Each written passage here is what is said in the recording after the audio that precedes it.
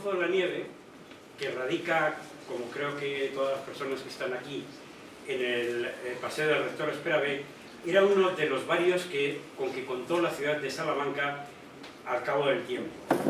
Esa estructura se mantuvo bajo la propiedad que fue de la familia Brofau hasta que en 1987 pasó a propiedad municipal, cuando el ayuntamiento que presidía Jesús Málaga realizó una operación con la propiedad a cambio de conceder a esta aprovechamiento bajo cubierta en el actual edificio lindero. Con reiteración se ha hablado de su restauración como patrimonio histórico, pero permanece a la espera de esa intervención. Los expertos que se encuentran sentados a la mesa nos van a ilustrar sobre su interés y su situación. Por lo que se refiere al antiguo convento de San Andrés, desaparecido, basta indicar que se denominó el Escorial Salmantino como consecuencia de su enorme estructura herreriana. Sus dimensiones eran tales que cubría desde la muralla del Monte Olivete hasta lo que hoy es la calle de Cordel de Merinas, y por tanto todo el espacio que ocupa el Paseo del Rector Esperabé estaba ocupado por ese convento. Cuando se ejecutó la obra del actual paseo, al cavarse para meter las infraestructuras aparecieron los restos de ese gran convento, que volvieron a cubrirse tras su estudio por los expertos. Ese convento, que data de los siglos XVI y XVII, contaba con una iglesia con crucero en forma de cruz griega, la denominada Cruz de San Andrés, y había sustituido a otro más modesto de finales del siglo XV, que es donde residió San Juan de la Cruz cuando estudió en la universidad en 1564. Lo destruyó la temible crecida de San Policarpo, y años después se comenzó la construcción que iba a durar hasta que, durante la Guerra de la Independencia, quedó destrozado por las fuerzas napoleónicas, ya que nada menos que 5 compañías residieron en él y lo llevaron a la ruina, que prosiguió después con la desamortización y el posterior desmonte de piedra por parte de los salmantinos.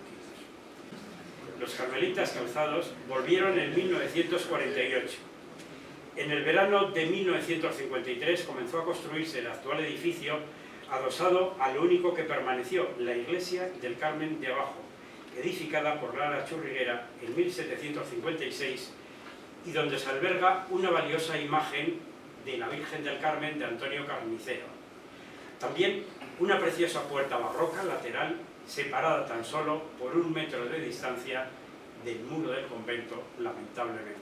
A la parte este del convento, años atrás, se hallaron los restos de lo que se consideran caballerizas del convento de San Andrés, los bajos de lo que fue casa del peón caminero, cuya parte superior se derribó años atrás.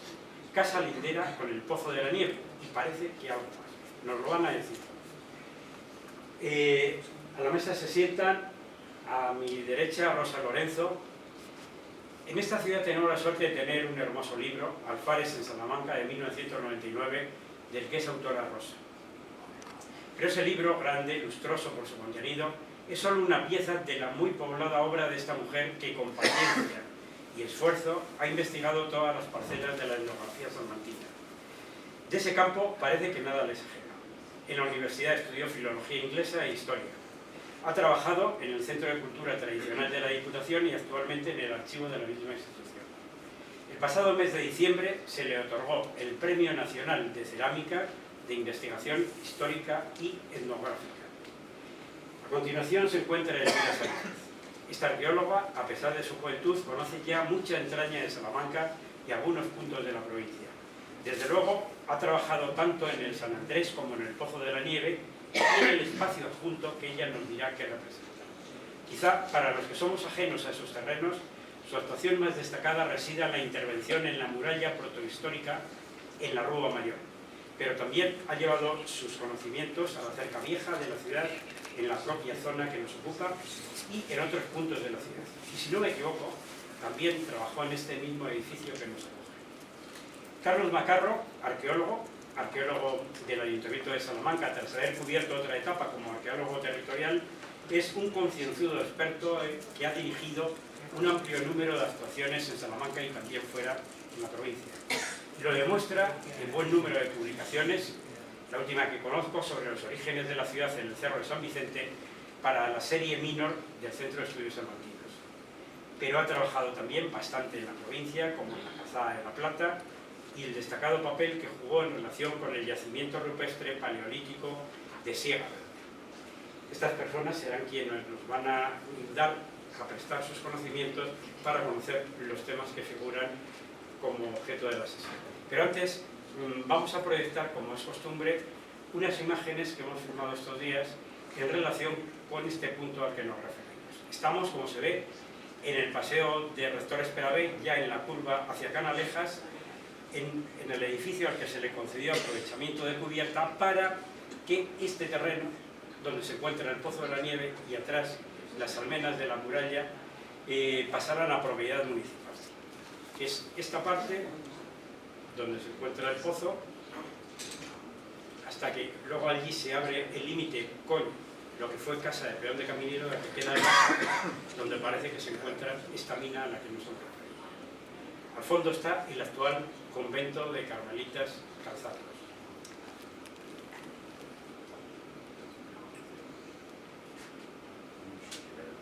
Las almenas, la muralla, separan el espacio que pertenece a la comunidad de dominicos de San Esteban. Ahí se ve otra franja de ellos. Y ahora vamos caminando hacia el convento con la otra parte que nos va a ocupar hoy, y también hacia el suelo. Ahí debajo se encuentran los restos del convento de San Andrés. Un enorme convento que lamentablemente se perdió como tantas. Quizá el más cercano perdido también era San Jerónimo, donde se encuentra la fábrica de Mirar, y Nuestra Señora de Guadalupe, donde nos dirá Rosa que hubo otro pozo de Mirar. Ya esto es en la parte trasera del convento, es una imagen del Carmen, que se encuentra adosada a la muralla, muy dañada por los elementos, y aquí está la muralla, bajo la cual se encuentran las dos instalaciones que nos ocupan. La muralla que da hacia los dominicos. La hierba se encuentra sobre las instalaciones, tanto el pozo como las caballerizas. Esta es la portada a la que me refiero de la iglesia del Carmen de abajo, lateral, que se ve tan mal porque es que está a 1 metro de la fachada del convento. Y hay que verlo a través de una ventana, bajar abajo y hacerlo en picado, pero se puede ver la labra que tiene. Es un barroco excelso, magnífico. En algún momento el que entonces era alcalde de Salamanca, Jesús Málaga, propuso dar la vuelta de forma que esta portada se pudiera ver desde el interior de la iglesia y pudiera conocerse, mientras que ahora pues hay que meterse en este callejón de 1 metro. No fue posible. Este escudo es realmente soberbio, y se conserva afortunadamente muy bien. Estamos ya en la iglesia desde el coro, encuadrando la parte del altar con el camarín de la Virgen, obra de Carnicero. En el momento en que entrega el escapulario, este ángel parece, según los entendidos, que representa, identifica absolutamente la obra de Carnicero. Era una imagen que, a pesar de sus enormes proporciones, nos han dicho que la bajaban frecuentemente, y quizá haya personas que se acuerden de ello, para una procesión. Y la bajaban mediante sogas y poleas. Han dejado de hacerlo porque peligraba. Continuamos ahora con la intervención de Rosa Lorenzo, que nos va a hablar de los pozos de la nieve. Bueno, los depósitos de nieve, que hoy constituyen un patrimonio arquitectónico, etnográfico e industrial, han despertado gran interés en los últimos 25 o 30 años. Como pone de manifiesto, todos los estudios que se llevan haciendo en estos años acerca de ellos, y la celebración de diversos congresos internacionales. La cultura de la nieve, su almacenamiento y su utilización cuenta con un amplio pasado. Ya en la Edad Antigua hay referencias, hay noticias sobre el empleo de la nieve con fines gastronómicos y terapéuticos, haciendo acopio de ellas en cuevas. En España fueron los árabes los que potenciaron su almacenamiento recogiéndola en invierno en depósitos subterráneos o pozos de nieve para que se conservara hasta el verano.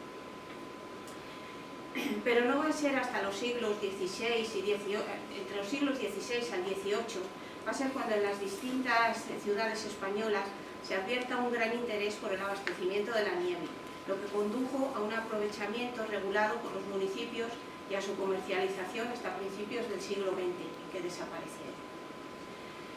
La conservación de la nieve pronto dio origen a una arquitectura específica, con la construcción de ventisqueros, donde se hacía acopio de ella. Los ventisqueros se situaban en áreas elevadas de montaña, no tenían cubierta, y eran únicamente pues, para recoger allí la nieve que luego se iba a distribuir pues, por distintas neveras o pozos. Los pozos, en cambio, era donde se almacenaba y después incluso se vendía, y eran pozos subterráneos con techumbre. Y finalmente las casas de nieve donde se despachaba a la venta al pormenor. Estas edificaciones existieron en casi todas las poblaciones de cierta entidad y su cronología, como decía antes, se sitúa entre los siglos XVI al XIX. Se solían situar estos pozos a la umbría y orientados al norte, y o bien se excavaban en la roca o se construían de ladrillo y mampostería, y solían estar adosados a los muros de parroquias, capillas, ermitas, conventos o colegios a los que pertenecía su propiedad, o incluso en el interior de ellos. Estos pozos pueden presentar una planta circular o cuadrada, con una concavidad separada por una rejilla para recoger y verter al exterior el agua que procede de la fusión del hielo. El suelo solía estar levemente inclinado hacia un desagüe o un caño por donde se evacuaba el agua del deshielo, para que no se filtrara al interior y licuara la nieve. Solían tener una profundidad superior a los 6 metros y su diámetro interior oscilaba entre los 4 y 7 metros. Sus gruesos muros remataban en una techumbre apoyada sobre 2 arcos que formaban 4 nervios de sujeción, con cubierta de falsa cúpula realizada por aproximación de hiladas de ladrillo, que después se cubría con tierra. El exterior se solía proteger con yeso o con cal. Y solían tener una puerta y una ventana. Una puerta que servía de acceso para las mercancías y las personas, y una ventana orientada al norte por donde se introducía la nieve. En algunas ocasiones, incluso alrededor del pozo, se construían unas balsas donde se recogía carámbano de las heladas, y generalmente se solían plantar árboles alrededor para que dieran más sombra y facilitaran la conservación de la nieve dentro del pozo. Este patrimonio arquitectónico se extendía por prácticamente toda la provincia de Salamanca y por la ciudad. En distintas localidades, en fincas, en conventos, en monasterios de la provincia, existieron pozos de nieve que han llegado algunos hasta mediados del siglo XX y que abastecían no solo a la población donde estaban enclavados, sino que se extendía a otros lugares del contorno, incluso a otras provincias limítrofes de la provincia de Salamanca. La propiedad era diversa y la administración y gestión se otorgaban mediante arrendamiento o alquiler a particulares. Entre los pozos que todavía podemos contemplar en la provincia está este de Alba de Tormes. Es el único que, como digo, que se conserva así porque de los demás, de algunos hay solo restos o incluso únicamente algunas noticias en la documentación. Pero algunos pertenecían a las cofradías de ánimas, como el de Cantalapiedra, que en el siglo XVIII se hallaba situado cerca de la ermita de la Misericordia, y que lo ha estudiado el párroco, quien fue párroco de la localidad durante algunos años, don Hilario Almeida. Este pozo, el pozo de Cantalapiedra, vendía la nieve a la villa de Peñaranda de Bracamonte y, como decía antes, incluso a otras provincias como Zamora o Valladolid. Los ingresos que se obtenían del pozo después se aplicaban pues, para sufragios por los difuntos, porque como era la cofradía de ánimas, pues su fin era velar por los difuntos. El de Alba de Tormes, que como decía vemos aquí, también pertenecía a la cofradía de ánimas de la parroquia de San Juan. De él nos da noticias un estudioso de Alba de Tormes, como es el profesor Fernando Jiménez, o José Ignacio Cotobal, que ha estudiado toda la documentación más recientemente. Como el pozo pertenecía a la cofradía de ánimas, era el muñidor, el avisador de la cofradía, el que se encargaba de llenar el pozo y de cambiar la paja, bueno, de estar un poco al cuidado de él y de su venta. Y el hielo del Pozo de Nieve se estuvo vendiendo hasta mediados del siglo XX primero a los botilleres y luego a los confiteros de Alba de Tormes para elaborar los sorbetes y los helados. Entre los pozos desaparecidos en la provincia está también el de Peñaranda de Bracamonte, que se construyó en el siglo XVII junto a la ermita de San Pedro.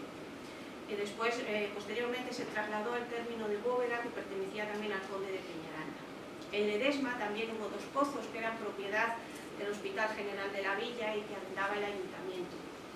En el Bayo, en la comarca del Rebollar, también hubo otro depósito de nieve, y en algunas fincas como en Continos o en Miguel Muñoz.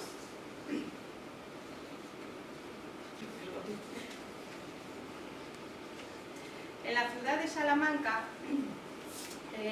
hubo varios pozos pertenecientes a ciertos colegios, como el Real Colegio de la Compañía de Jesús o del Espíritu Santo, el de San Cayetano, el de Santa María de los Ángeles, y también en algunos conventos como el de Santo Domingo, el de San Andrés, como hemos dicho, y también en el convento en el monasterio de Nuestra Señora de la Victoria de la Orden Jerónima, concretamente en el colegio de Nuestra Señora de Guadalupe, lo que hoy es la fábrica de Miraz. En el año 1987, el Servicio Arqueológico de la Junta de Castilla y León, con motivo de unas obras de pavimentación y canalización de la ronda entre puentes, halló este pozo del que podemos contemplar aquí la lápida que venía encima de la puerta. Estaba en la confluencia del Paseo del Desengaño con la calle de San Gregorio. Era de planta cuadrada con bóveda de medio cañón de granito y aún conservaba las piletas y el canalillo para desaguar. Pero lo más interesante es que iba acompañado de una lápida de pizarra que tenía texto en las dos caras. En el siglo XVIII pasó a ser posesión de doña Clara de Soria mediante una provisión de Felipe V, concretamente en el año 1730. Pero en 1758 ya se quedó viuda de su esposo don Manuel de Osorio de Cáceres y entró en el convento de religiosas de las Madres de Dios. Entonces doña Clara de Soria hizo donación del pozo a la Santísima Imagen del Rosario que se venera en el convento de San Esteban. En el año 1763, una cédula real de Carlos III confirma al Colegio de la Purísima Concepción de Teólogos de la Universidad de Salamanca la propiedad de este pozo de nieve que se hallaba extraponte de la ciudad de Salamanca, es decir, al otro lado del Puente Mayor. Unos años después, en 1791, el Ayuntamiento salmantino lo va a comprar. Es el único pozo municipal de propiedad municipal que tenía la ciudad en el siglo XVIII. Y para ello se lo va a comprar al Colegio de Santa María de los Ángeles, porque este colegio incorpora a sus propiedades el Colegio de la Purísima Concepción de Teólogos y con ello el pozo. El pozo tenía dos llaves, costó 800 reales de Bellón de censo cada año y tenía dos llaves junto con el zaguán, un terreno delante de la fábrica del colegio y todos los utensilios y enseres como eran mazos, cestos, varales y palas. Actualmente los pozos que se conservan en la ciudad de Salamanca son dos, uno de propiedad particular y otro de propiedad municipal. El de propiedad particular está, como dije antes, en lo que actualmente es la fábrica de Miraz. De él se tiene noticia en 1800, aunque era del siglo XVII, en 1847 se efectúa la venta del pozo. Entonces, la noticia que se recoge es el pozo para encerrar nieve situado dentro de los límites del edificio que fue convento de Nuestra Señora de Guadalupe, extramuros de esta ciudad, dentro del cual se halla el pozo. Al norte linda con terreno público y mercado de ganados, al naciente con el de San Jerónimo. Más tarde lo compró Fernando Araujo, que fue propietario de un café en la Plaza Mayor y lo vendió a su vez en 1858. Hubo un momento también en que se intentó poner allí, instalar una fábrica de seda cuyo propietario era Juan María Rossi, pero no funcionó. Y luego pasó ya a propiedad de la fábrica de Miraz. Y luego está el pozo del monasterio de San Andrés, en el que no me voy a extender mucho. Bueno, se encuentra en la confluencia del Paseo de Canalejas con Rector Esperabé y se abastecía de la nieve del Monte Olivetti. Aún se mantiene en pie y de él existen noticias en la bibliografía salmantina, pues ya a mediados del siglo XX hace referencia de él Carlos Gutiérrez de Ceballos, y unos años antes, a principios del 20, en 1908, se recoge la noticia, la recogí en el archivo de protocolos, de que se produce la ruina de un trozo de muralla en Rector Esperabé y se demolieron los tramos ruinosos como el que estaba próximo al Pozo de Nieve, y la piedra se aprovechó para arreglar el camino de acceso al monasterio de la Vega. Las noticias sobre este pozo también han sido reproducidas en la prensa local por don Jesús Málaga Guerrero, que era alcalde de Salamanca en 1987, cuando su último propietario, don Juan Brufao, lo cedió al Ayuntamiento de Salamanca. El funcionamiento de estos pozos era el siguiente. Durante el invierno se realizaba el acopio de nieve, que bien se recogía de las nevadas en las calles o bien de las zonas de montaña. La mayor parte de la nieve que se encerraba en los pozos salmantinos procedía de las villas de Ledesma, Cantalapiedra y sobre todo de la Sierra de Béjar. La Sierra de Béjar, además, que contó con la exclusiva del aprovisionamiento para ciertas áreas de Castilla.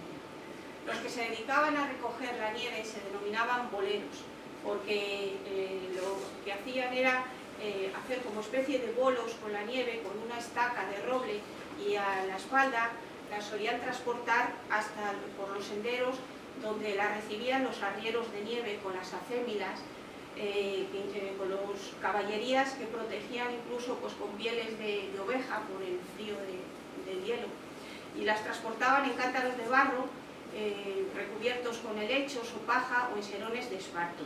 La nieve llegaba así hasta el Camino Real y allí era cargada en carros, y desde ahí también carros protegido el hielo o la nieve con paja, y así se distribuía, llegaba pues a las distintas localidades o a las ciudades.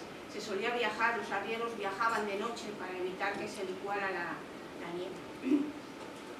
Una vez que la nieve había llegado a los pozos, colocarla en ellos, encerrarla, que es como se llamaba, encerrar la nieve, suponía todo un arte. En primer lugar había que aislar las paredes con paja y se iba introduciendo la nieve por capas. Una capa de nieve, después una capa de paja o de incluso helechos o madera, tablas, hasta llenar el pozo.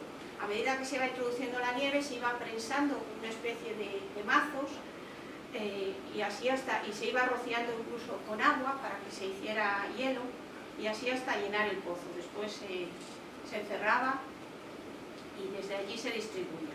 En la ciudad de Salamanca el comercio de nieve ya aparece regulado en el siglo XVI y se va a prolongar hasta el XVIII, incluso hasta los primeros años del siglo XX. La nieve además constituía una destacada fuente de ingresos para la Hacienda Real, con la recaudación de impuestos tales como el arbitrio extraordinario de 2 maravedíes por cada libra de nieve o hielo que se consumiera.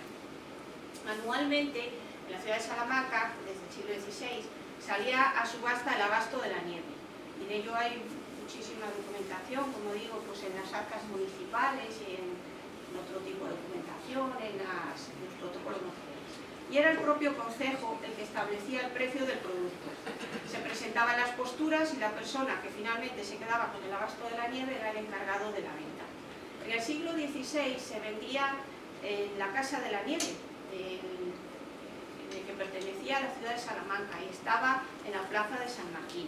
Después ya en el siglo XVIII se va a vender en lo que se denominaba la plazuela de las neverías o calle de las neverías, que es la actual de Sánchez Barbero, la primera calle a la izquierda según se entra en la calle de la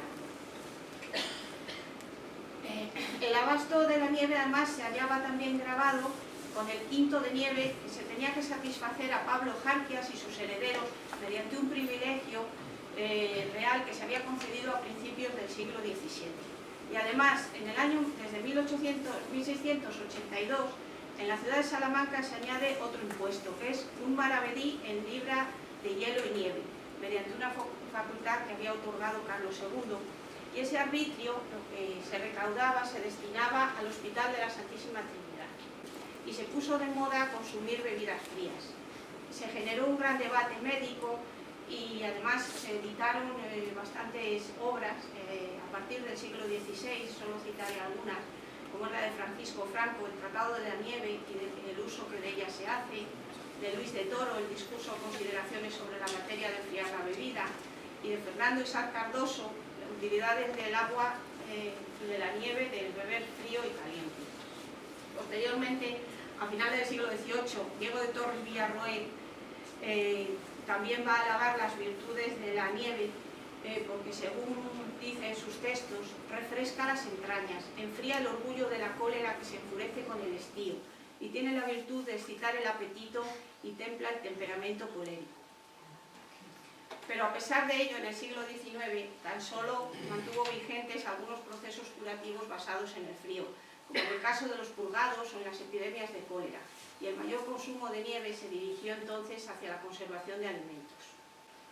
En un primer momento, aunque ya se documenta el consumo de nieve en la alimentación en la época romana, va a ser en la Edad Media cuando aparezca ya reflejado en los libros de cocina el consumo de nieve para helados. En un primer momento se enfriaban el agua y el vino, pero en las primeras décadas del XVI se impuso la moda del beber frío. Esto hizo que se empezara tomando fría la aloja, que era una bebida de tradición árabe y procedía del hipocrás, que se elaboraba con agua, miel y especias. La aloja estaba hecha con agua, miel, zumos de frutas y aromatizada con especias finas, y después todo tipo de aguas de canela, de guindas, de jazmín e infusiones aromáticas. Era una bebida refrigerada que se servía en unos recipientes especiales de barro, de cobre o de cristal, y se llamaban tazas penadas. Eran recipientes que tenían una boca muy estrecha para evitar que la bebida fría cayera de golpe en la boca. Y también se realizaban cantimploras de barro que se agitaban para mezclar el líquido con la nieve. La aloja se solía tomar acompañada de barquillos, obleas o suplicaciones. Cobró gran importancia la aloja a mediados del siglo XVII, tanto que se creó el gremio de alojeros.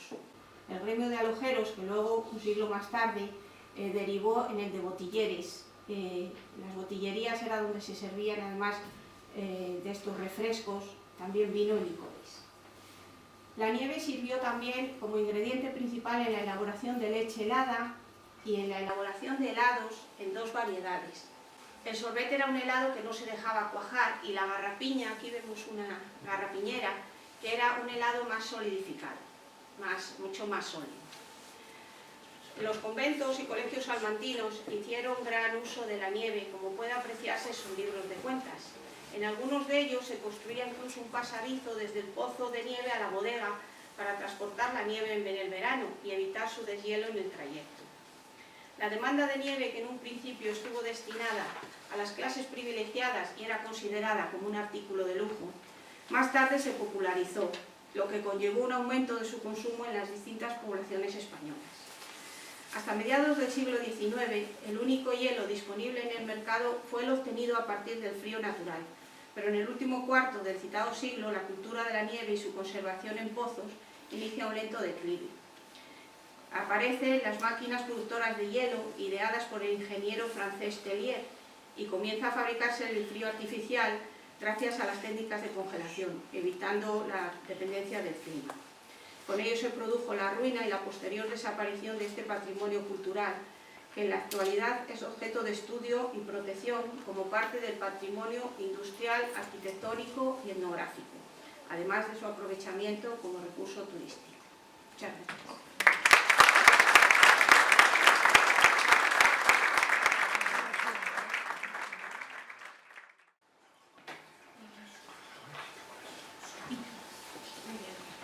Buenas tardes. Estoy sumamente honrada de acompañar esta tarde a Rosa Lorenzo, brillante y premiada investigadora, y a Carlos Macarro, nuestro arqueólogo municipal. En buena medida creo que nuestras exposiciones serán complementarias.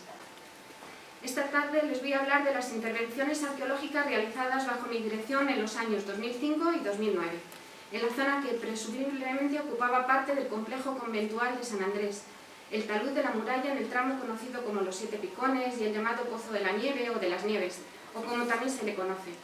Estos trabajos fueron intervenciones de urgencia, en el primer caso para conocer el estado del solar y su potencialidad arqueológica, y en el segundo para hacer el seguimiento arqueológico del derribo de la casa del peón caminero y sus anexos. Los trabajos permitieron documentar mejor el tramo conservado en la cerca nueva, el conocido como Pozo de las Nieves, y lo que pudieron ser restos originales del antiguo convento de los Carmelitas Calzados de San Andrés. Mi tarea va a ser básicamente descriptiva. Creo importante ceñirme a este enfoque porque son unos restos, unas intervenciones muy poco conocidas. Tras un repaso muy concentrado, acabaré con alguna hipótesis sobre los restos documentados y alguna propuesta sobre lo que queda por hacer en ellos.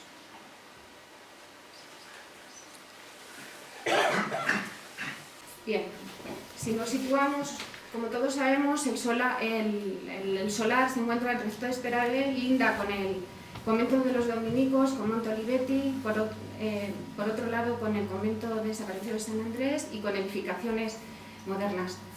Se trata de un solar que mide aproximadamente unos 840 metros de superficie. Está de forma aislada, de forma residual en la ciudad, y la reutilización de los elementos arqueológicos y de lo que ha quedado ha permitido que llegue a su vez hasta nosotros, ¿vale? Está protegido, lo explicará después Carlos Macarro, dentro de nuestro reglamento, y hay una ficha específica que solo es para la cerca nueva, que está aquí dentro, que el tramo afectado es de los 7 picones, y está en el inventario, pero está en el plan especial y está protegido las murallas únicamente, la cerca nueva y el entorno. Por lo tanto, en sí mismo, el contexto en el que está protegido en el plan especial, y ahora supongo que en el plan de gestión, ¿no? que se ha elaborado hace poco. En el 2005, lo que ven aquí es el estado que me encontré de la casa del peón caminero y todo su entorno, porque se desconocía. Entonces les voy a pedir un esfuerzo a todos por entender todas las actuaciones, porque no es lo que parece. Lo que ven ahí físicamente no es lo que se corresponde con lo que hay detrás. Entonces, estos elementos que vamos a ver, hay conexión, están interrelacionados, pero no se comunican internamente porque están o bien tapiados, han sido tapiados, o es muy difícil acceder internamente de un sitio a otro, hemos tenido que subir, bajar andamios, ¿vale? No todo se accede directamente desde el solar, imposible. Todo se comunica independiente. Y les voy a presentar mi trabajo. El primero, en 2005, este es el estado previo, y entonces lo que nos encontramos, primero, para acceder a la parte del pozo que creíamos que era el Pozo de las Nieves, la intervención se divide en dos fases metodológicamente. El arqueólogo no solo excava, sino que además lo que hace es el reconocimiento del terreno a través de catas, como ustedes saben, que son las catas de paramentos murarios, para ver y detectar si hay restos o no que se puedan conservar en altura. Entonces, lo que creíamos que podía ser el pozo es lo único resto que quedaba de esa edificación que, como ven, las paredes son de sillarejo, tienen las dos chimeneas, y entramos, pero es que no era tan fácil. Tuvimos que montar un andamio, luego una escalera, si lo ven aquí, en una estructura que estaba hecha así de cualquier manera. Subimos por esa escalera, de ahí ese es el gallinero.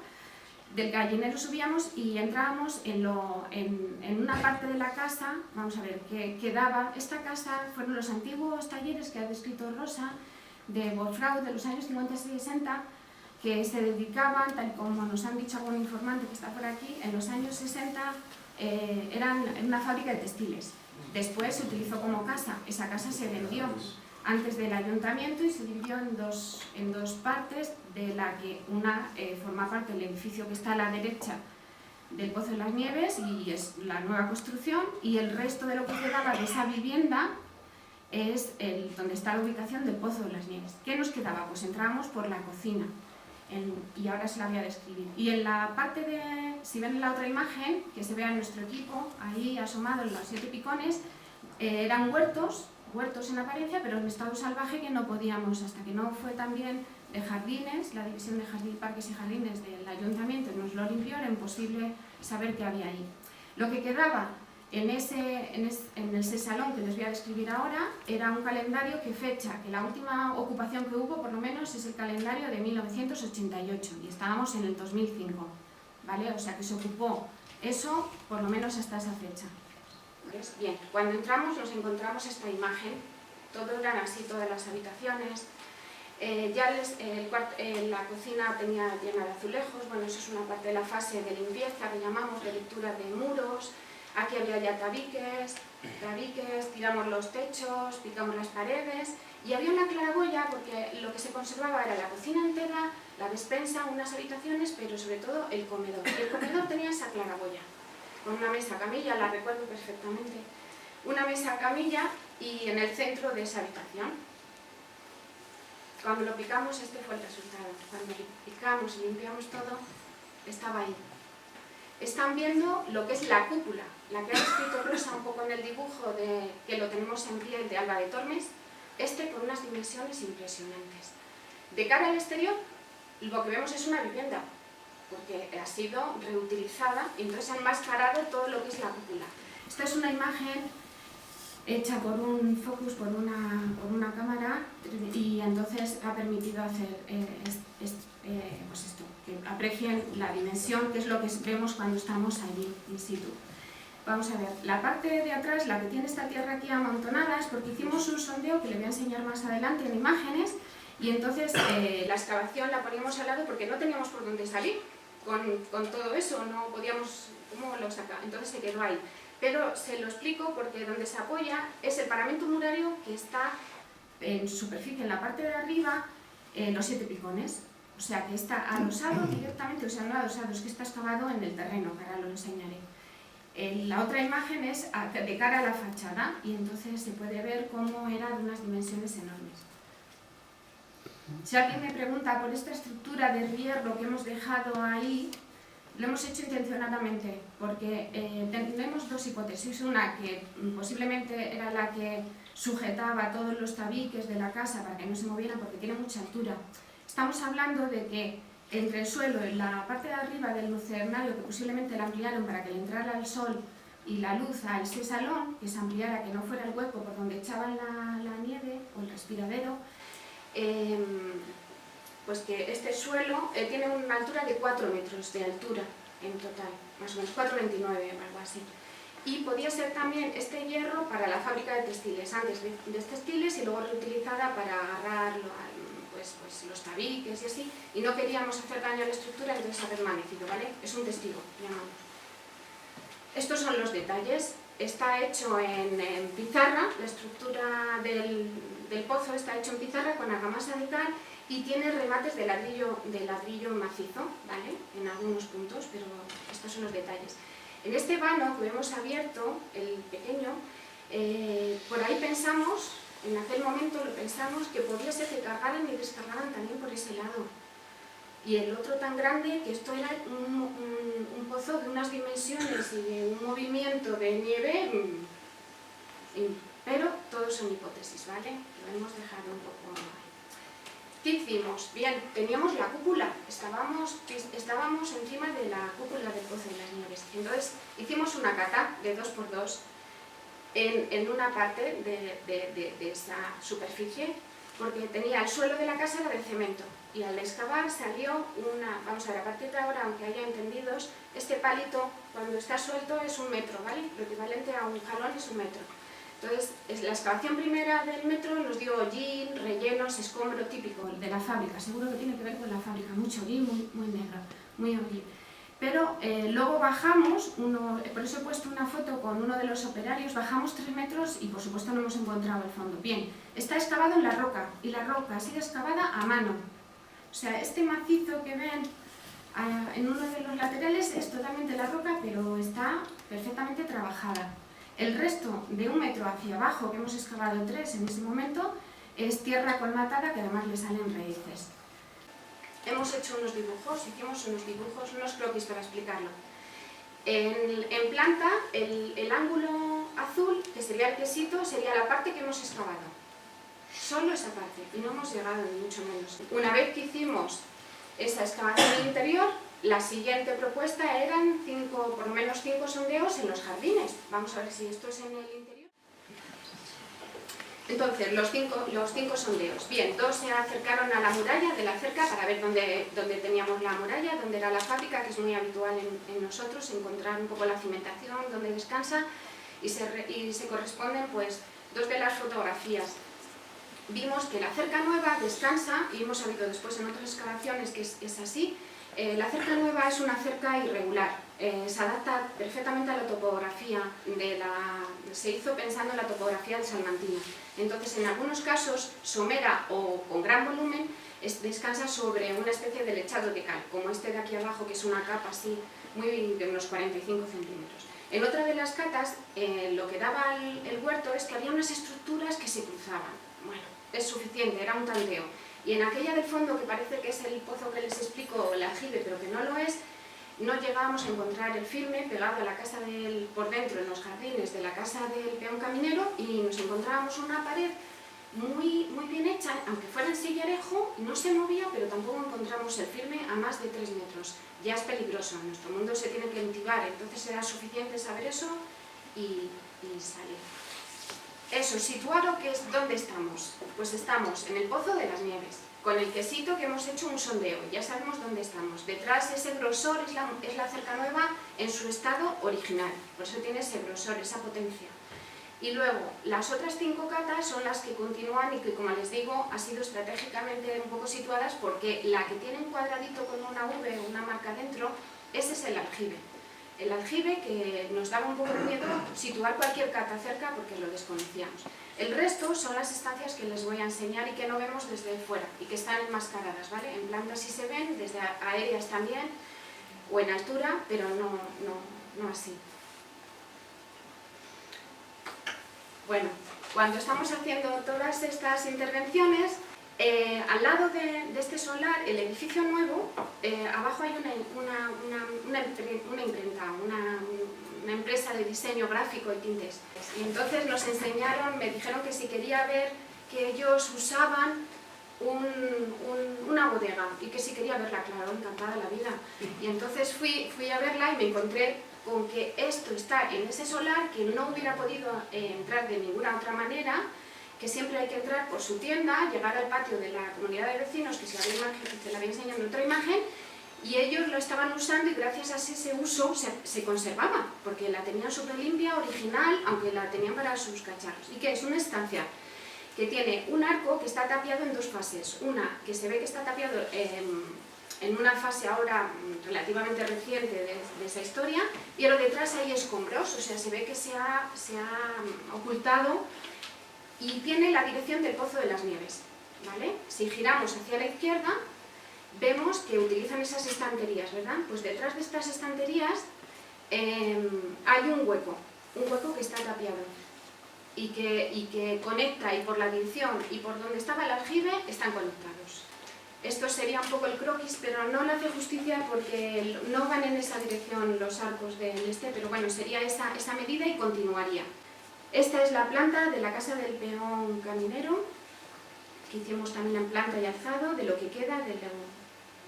En este mapa sí que, de 1786, sí que aparece este proyecto de Gavilán, que me lo ha facilitado José Carlos Marcos Berrocal en su momento cuando hice este trabajo, el arquitecto. Y esto es un proyecto para modificar esta zona y hacer accesible al colegio de huérfanos una entrada que fuera más cómoda. Y entonces aquí no aparece el Pozo de las Nieves, pero sí aparecen los 7 picones y aparece el convento de San Andrés. Entonces también genera dudas. Yo creo que ya, no sé si estaba o no estaba, también es en este plano. Me lo facilitó Nicolás Benet, que fue el arqueólogo de esta primera fase, el arqueólogo territorial. Y en este se ve, es el Archivo General Militar, que nunca fallan, y se ve cómo estamos en el Monte Olivete y tienen el Pozo de las Nieves. Y coincide perfectamente la orientación y la canalización que sale hacia el solar afectado, al solar que estoy explicando. Bien. Otra parte de este proyecto del 2005 que fue muy interesante es el tema de la cerca. El tema de la cerca era que cómo estaba y en qué situación. Entonces, aunque he puesto 2009, fue de ese año. He puesto las fotos un poco más representativas. Aquí vemos, por ejemplo, en varias imágenes, en la de abajo, la valla que cubre, no la hemos dejado ahí porque se nos ha olvidado, es la que cubre el aljibe para que nadie se cayera.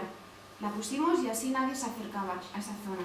Ese aljibe coincide con esa parte. Bueno, la cerca nueva, aunque afecta no a la totalidad, por supuesto, de este solar, porque nos la habéis enseñado en las imágenes previas, tiene una longitud en este tramo desde el arroyo de Santo Domingo hasta aquí de 54,5 metros aproximadamente, ¿vale? En la lectura que yo hice en el 2005 hay más de 8 paramentos distintos, ¿vale? Hice el estudio completo, pero lo puedo dividir en 8 fases, de las cuales 2 son las más originales. Lo demás también, pero ya ha sido modificado, ha sufrido alteraciones. Por ejemplo, los edificios, al hacerlos, pues se les debió de tal, entonces hay zapatas de hormigón, no todo, por supuesto, en absoluto. Y luego tenemos 2 tramos muy interesantes que coinciden con el solar, y es la de los 7 picones, que la imagen de abajo se ve perfectamente cómo está ahí, se ve un poco lo que es el centro de la muralla, ¿no? Pues ahí se conservan 5 metros, completamente. De los 7 picones, unos 5 o 6 metros, a lo mejor, de los 7 picones. Luego, hay otra parte que se ve descarnada, esa también no es original, pero está descarnada por el desgaste, por los avatares, por la vida. La muralla es del siglo XII, y ya hemos llegado hasta aquí, o sea que me van a contar con la plaza, con la intervención debajo de la muralla de San Pablo. Y luego tenemos una forma aquí en embudo, es decir, dibuja el paramento murario en el que hay un embudo y que además tiene un vano de madera muy pobre, pero que quitamos unas piedras, nosotros que siempre estamos ahí, y tiene un hueco. Eso no es un derrumbe, no creemos que sea un derrumbe, coincide con el aljibe. Eso debió de ser una entrada, un acceso, y se modificó, se alteró y se dejó ahí, por supuesto, en mechinales de otras construcciones anesas, etc. Pero eso sería. Y luego en la imagen de abajo del todo se ve como la cerca, lo que he querido reflejar esos entrantes, sinuantes que tiene la cerca nueva, porque se adaptaba a la topografía de la zona. Entonces era un poco, para que vieran un poco la imagen visual. Estos forma parte del trabajo que hacíamos para que vean los diferentes edificios y cómo estaban escalonados. Pues nos sirve mucho para el estudio arqueológico, ver dónde apoyan, qué altura tienen, unos se solapan con otros.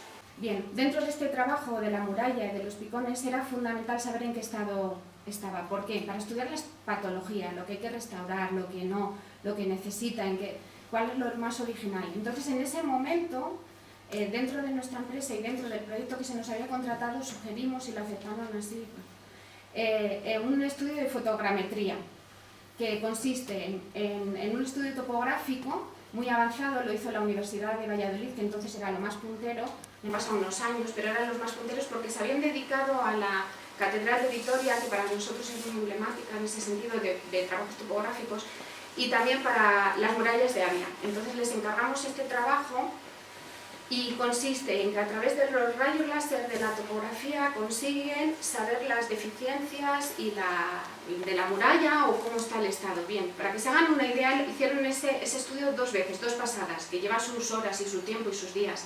En la primera pasada detectaron como 1000 puntos. Cuando hice las excavaciones, hicieron algunas intervenciones así más someras, llegaron a 3000.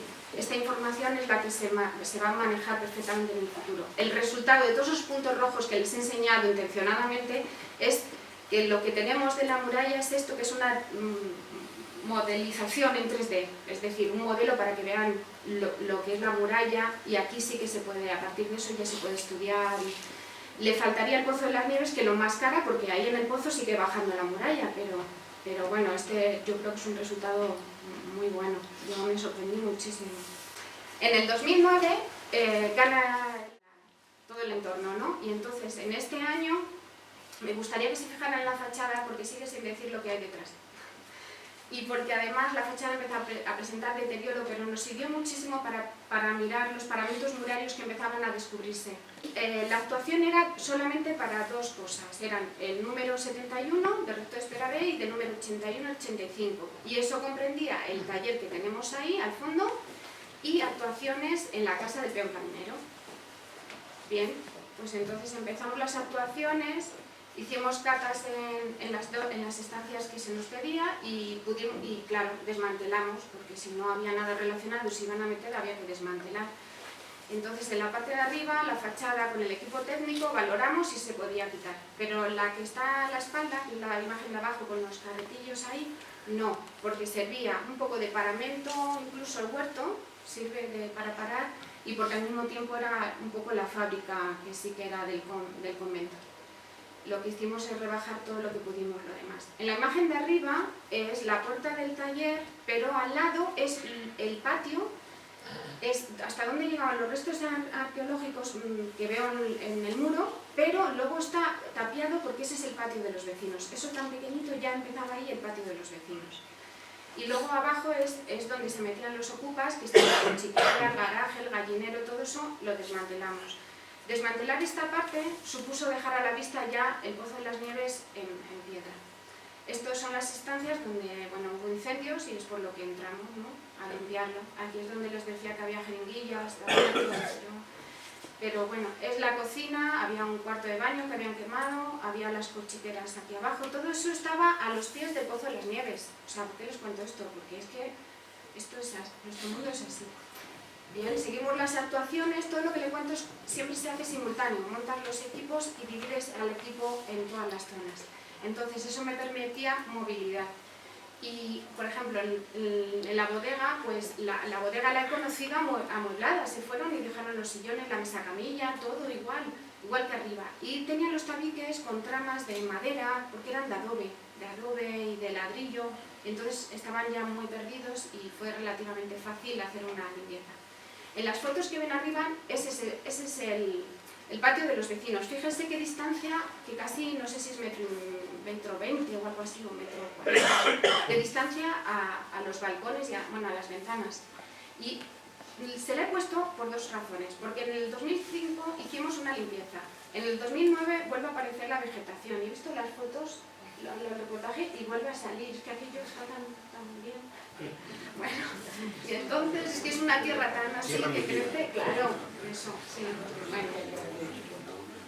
En esto les enseño este patio porque, vamos a ver, donde está este árbol y esta maleza y los helechos, eso desconocemos. Es donde está la estancia que les he explicado antes de los 12 metros, pero no es toda, porque va en otra dirección. Es un poco complicado explicarlo. Esta estancia del todo es donde yo creo que está el aljibe, pero no podemos acceder si no rompemos tabiques o hacemos otras intervenciones. Y luego la parte de abajo es la vivienda, los pasos que íbamos viendo. Bien, en el taller desmontamos el tejado, no me ha dado tiempo a decirles que el tejado de cara al exterior del taller estaba bien, pero dentro ya presentaba signos de hundimiento. Entonces se retira el tejado, por supuesto, picamos paredes, vamos limpiando, y en la parte de arriba queda la maquinaria de este taller, pero no pudimos recoger nada. Yo suelo recoger y mandarla a la ciudad si hay algún elemento singular, al museo de la ciudad, ¿no? Me parece que forma parte de la etnografía. Pero en este caso no pudimos recoger nada, pero lo limpiamos. Y al limpiarlo detectamos en la parte de abajo que había como una grieta así sinuosa, como un arco, junto a estas piedras que recogimos. Bueno, pues ahí empezamos a picar porque salía, debajo de este suelo también es de cemento, suelo empedrado, y volvimos a picar. Y picamos, dejé a mi obrero, a Manuel, le dejé solo, mire usted, solo vea lo que pueda ver por aquí y ya me contará. Y cuando vine estaba dentro. El hombre estaba dentro. Y había sacado la foto de arriba, Loli, mi dibujante, que se reía, claro, decía, mira que se ha metido. Y entonces tenía las ruedas, tenía todo escombro. ¿Y qué es? Pues es una canalización que no se ve en el patio de los vecinos, para que nos entendamos, que viene en dirección del monte Olivete y que está excavada en la roca, y que esto está por debajo del nivel actual de la calle. Mientras tanto, acabamos la limpieza de la casa del peón caminero, y entonces teníamos aquí, pues como lo ven, hemos picado, vamos a ver, el objetivo siempre es picar, pero no picarlo al 100%, mientras se pueda conservar es mejor. Que si los paramentos están muy pegados o los modernos sobre los antiguos, es mejor dejarlo, ¿no? Limpiarlo, hacerlo todo lo mejor posible, pero conservarlo. Esa es la política que siempre se nos ha transmitido. Entonces, este es el resultado, se ven todavía las marcas de las estancias, y también tenía el suelo de hormigón, de cemento. Entonces, este no, porque era de madera, era el salón de la casa, y nada más levantarlo apareció las baldosas de barro. Bien, en dirección al Pozo de las Nieves tenemos que al frente ha aparecido en la cocina que estuve yo, y lo hice yo además por eso, una pila que tiene una bajante y que no lleva a ningún lado. Hemos salido por fuera, por dentro es imposible. Tiene dos huecos. Uno es ese hueco que hemos dejado como lucernario, porque desde ahí el peón camionero bajaba por una escalera de madera que ha desaparecido, que la quitamos, pero mantuvimos esa forma, esa luz abierta. Pero tiene un vano, si lo ven, al frente, el de la pila, el que digo en la foto superior de arriba, está cegado. Pero es que donde tengo este jalón de 2 metros, que es la foto que se corresponde con la de abajo, es un hueco que tiene un vano y que está tapiado y que se mete en la calle actual. ¿Vale? Al fondo de esta estancia, que limitaría con el taller, tenemos un vano cegado también con tabiques de ladrillo caravista. En el taller no lo vi, no, es que en el taller pensé que era un derrumbe porque de ese lado, como los muros son tan potentes, tienen más de 1 metro, pensé que era un derrumbe del edificio. Los sillares estaban movidos, el sillarejo, pero dentro, cuando limpiamos y picamos todo, lo que me encontré era que era de ladrillo. Luego había habido un hueco aquí en su momento, varias reposiciones. Bien, los detalles son estos. Este es lo que llamo una pila.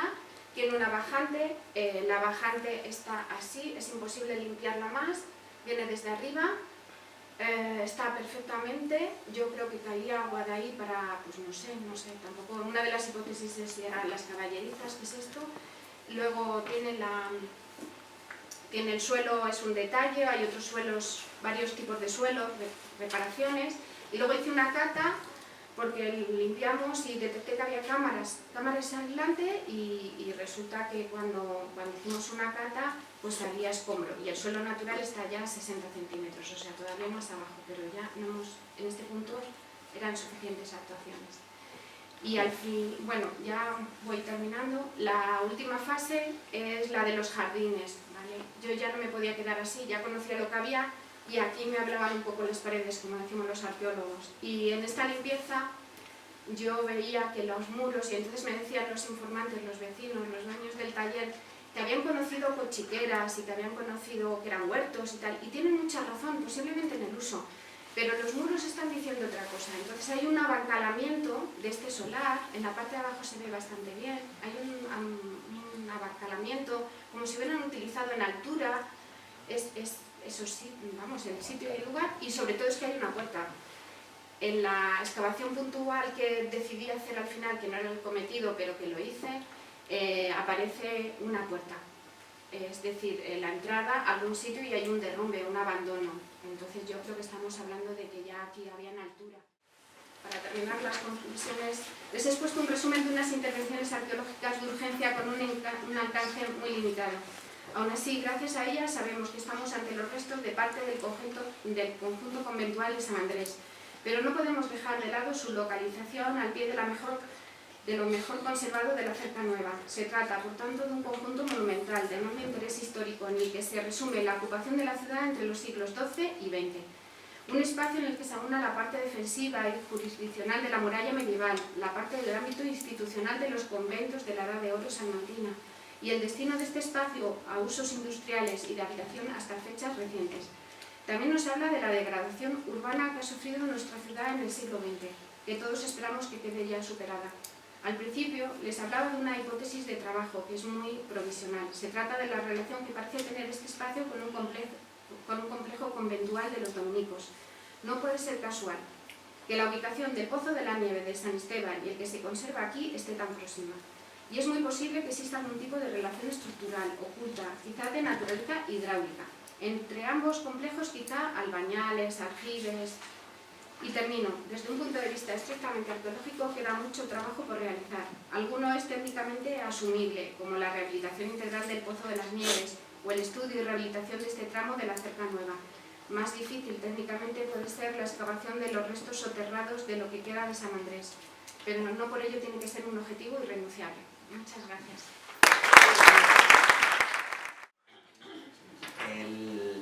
Les quiero dar unas pinceladas un poco del valor patrimonial en el conjunto de la ciudad, ¿no? Básicamente, y un poco también de la intención actual que tiene el ayuntamiento de intervenir en este ámbito.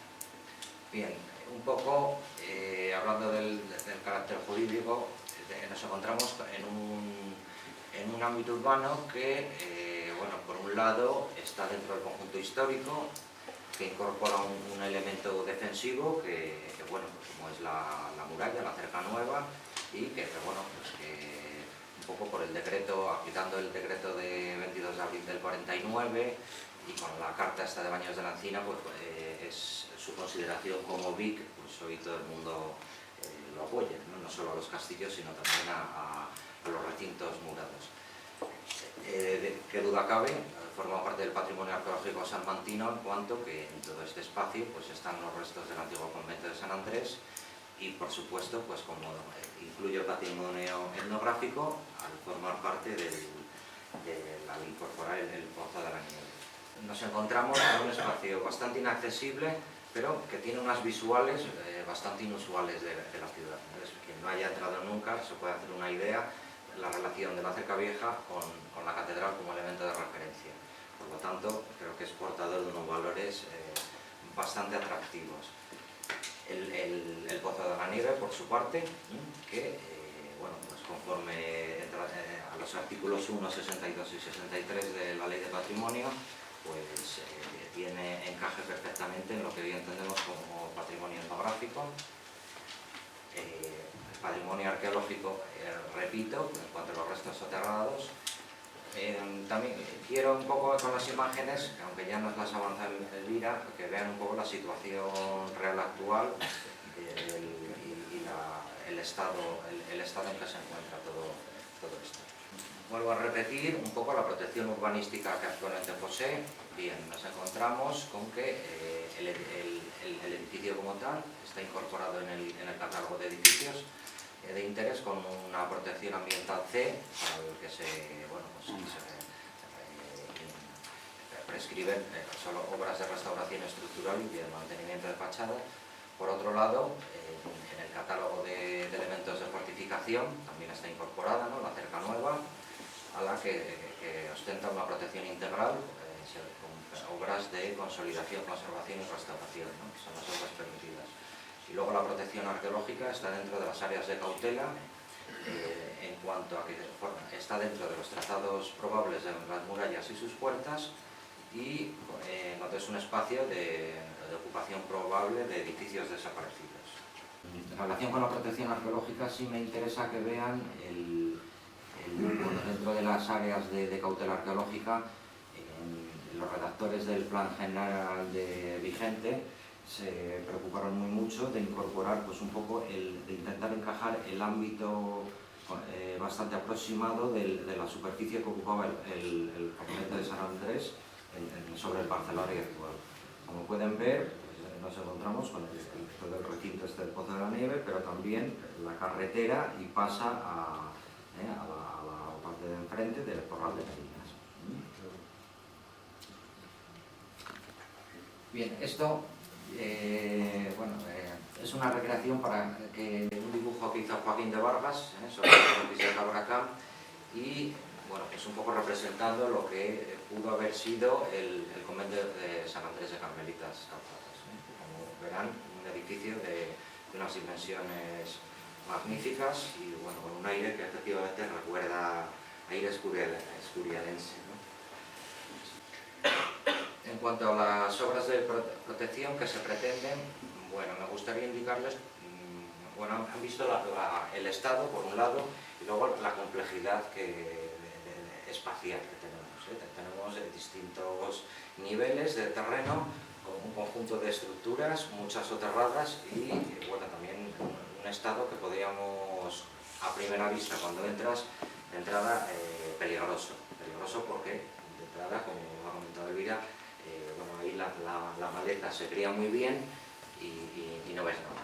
Entonces, lo que se pretende, en principio, bueno, aquí este es el ámbito que se ha considerado a tratar, ¿no?, las dependencias subterráneas, estas caballerizas, y el Pozo de la Nieve y la muralla medieval, como los tres elementos, en principio conocidos, al aljibes, otros restos estructurales del convento, pero bueno, partimos considerando estos tres grandes elementos.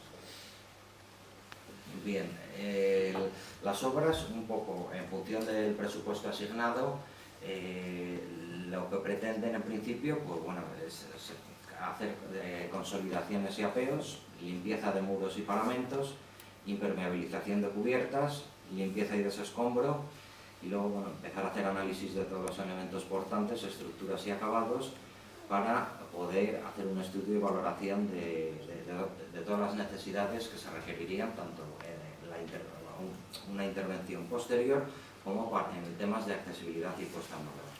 Básicamente es el esbozo. El proyecto todavía no hemos empezado a elaborarlo, pero ya les digo, partimos de unos condicionantes en principio económicos.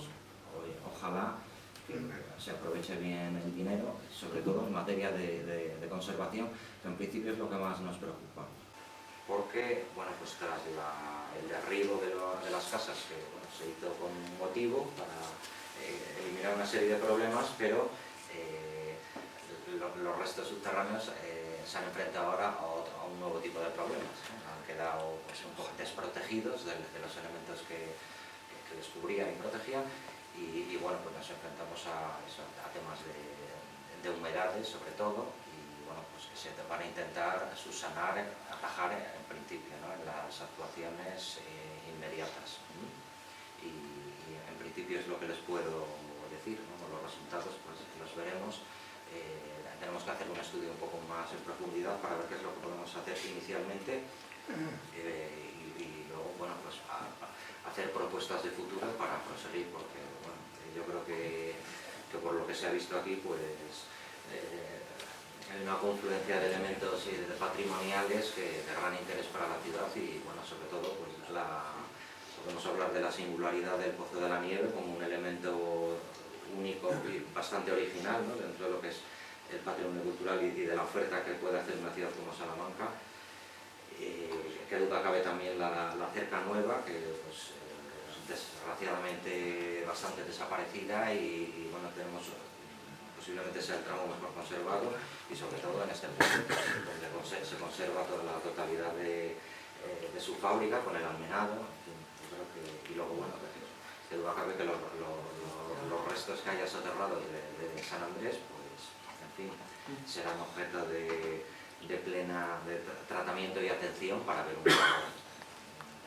Yo creo que lo que nos ha contado Elvira pues, nos viene a decir que todavía queda una labor de investigación, un poco para intentar encajar el puzzle que tenemos ahí debajo. Yo creo que los enfoques en principio van por ahí. Puesto que hemos hablado de Pozo de la Nieve, aquí pues superponiendo los estudios de la doctora Rupera Talmajano, los textos de Rosa, con el plan de García de Quiñones, se pueden hacer pues bueno, un poco propuestas de encaje de edificaciones desaparecidas, y esto viene a cuento porque en el Colegio de Los Ángeles pues había un topónimo que denominado era una cueva del ayuntamiento, donde bueno, pues por referencias, hasta hace unos años que las prácticas arqueológicas no iban asociadas a muchas obras. Bueno, nuestra virtud, si hay alguna, pues es que registramos todo lo que sale. Obras realizadas anteriormente, pues al final, salvo algún curioso que anote o fotografíe, pero lo que tenemos es la información verbal. Y sí sabemos pues que bueno, pues este espacio que tenía ahí una cueva, bueno, aquí me he remitido a recuperar del libro de Menache sobre la Salamanca desaparecida, en los fotogramas de Martí Patino, cómo estaba esta zona, como verán me he trasladado de sector urbano, y cómo está en la actualidad. Bueno, pues que sepan pues, que ahí debajo hay referencias verbales, existe un elemento subterráneo que podría ser perfectamente otro pozo que bueno, que por fortuna pues, puede estar ahí, y bueno, de momento ahí está, sí, que no se ve nada. Cuando podamos ponerle en valor en un futuro, pues por él.